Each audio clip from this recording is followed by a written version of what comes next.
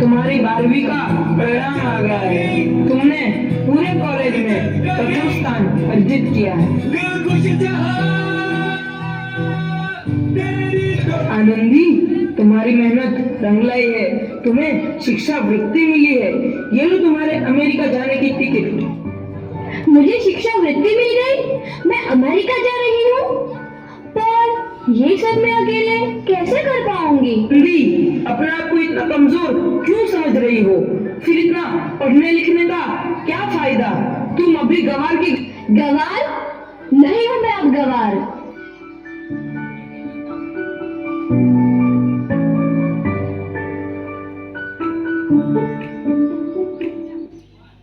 तो इस प्रकार 7 अप्रैल 1883 को आनंदी अमेरिका के पेंसिल्वेनिया के लिए रवाना हुई और 3 साल बाद उन्होंने डॉक्टर ऑफ मेडिसिन की उपाधि प्राप्त कर ली।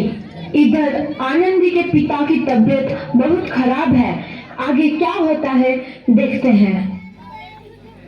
लगता है अब मेरे जाने का समय आ चुका है। अब मैं नहीं बचूंगा।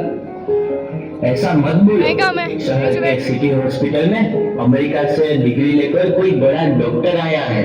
एक बार वहाँ चलकर दिखा लेते हैं। हाँ, सही बोला भैया। कम से कम दिल को तसल्ली तो मिल जाएगी। हाँ हाँ, चलो चलो जल्दी हॉस्पिटल चलते हैं।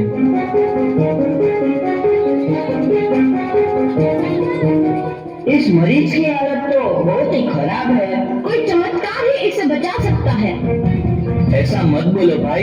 डॉक्टर साहब कब तक आ जाएंगे? लो आ गई डॉक्टर मैडम। डॉक्टर मैडम, जल्दी देखिए, मरीज की हालत बहुत ही खराब है।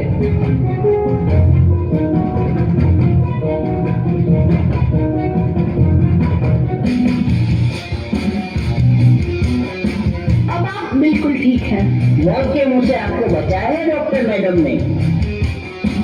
डॉक्टर साहब ने मुझे बचा लिया। मुझे मिलना है डॉक्टर साहब से। डॉक्टर साहब नहीं, डॉक्टर मैडम बोलो। डॉक्टर मैडम, उन्होंने ही तुम्हें जीवन दान दिया है। लो आ गई डॉक्टर मैडम, मिल लो उनसे। डॉक्टर मैडम, आपका बहुत बहुत धन्यवाद। आपने मेरी जान बचाई। इसके बदले में मैं गरीब भला आपको क्या दे सकता हूँ? वचन चाहिए मुझे कि कभी ये नहीं कहोगे कि लड़कियां कुछ नहीं कर सकती। वचन? ये कैसा वचन?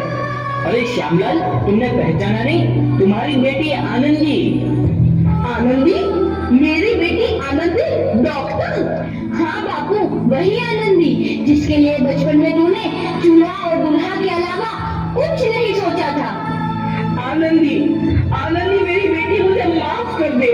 मैं तेरा गुनहगार हूँ बेटी। नहीं नहीं बापू, वही आनंदी जिसके हाथ पीले करके तुम उसकी सारी जिंदगी काटना चाहते थे।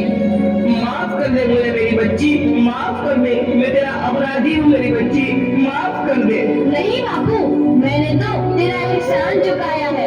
याद है ना अपना एहसान जो बचपन में तुमने मुझ पर किया था? ताने सुना सुना कर जीते जी मार डाला था मुझको। अब बोल, और किस किस को मारेगा? आनंदी बेटी, मुझे माफ कर दे मेरी बच्ची। मैं तेरा गुनहगार हूँ। बापू, आपने ही तो बोला था किताबें सिर्फ बेटों के हाथ में अच्छी लगती है, बेटियों के हाथ में तो सिर्फ मेहंदी। बेटों और बेटियों में फर्क करना तो आंखों में फर्क करने समान है। एक का पढ़ना और दूसरे का ना पढ़ना सामाजिक अंधकार है बापू, सामाजिक अंधकार। उपकार मांगता मैं तुझ जैसी बेटी का, जिसने सारी उम्र मुझसे कुछ ना मांगा। मांगा तो सिर्फ बराबरी का दर्जा। वरना सच तो यह है कि मैं तेरी माफी के लायक भी ना हूँ। मुझसे बाप मेरी बराबरी कर सके, उसके मैं लायक भी ना हूँ मेरी बेटी, लायक भी ना हूँ। अपने बापू को क्या माफ नहीं करोगे आनंदी? माफ कर दो आनंदी, माफ कर दो। सुबह का भूला यदि शाम को घर लौट आए तो उसे भूला नहीं कहते। बापू, तो इस प्रकार आनंदीबाई जोशी ने अपनी मेहनत और अटूट इरादे से न केवल भारत की पहली महिला डॉक्टर बनी, बल्कि आगे चल के उन लड़कियों के लिए सुनहरा रास्ता दिखा गई जो जीवन में कुछ करना चाहते थी।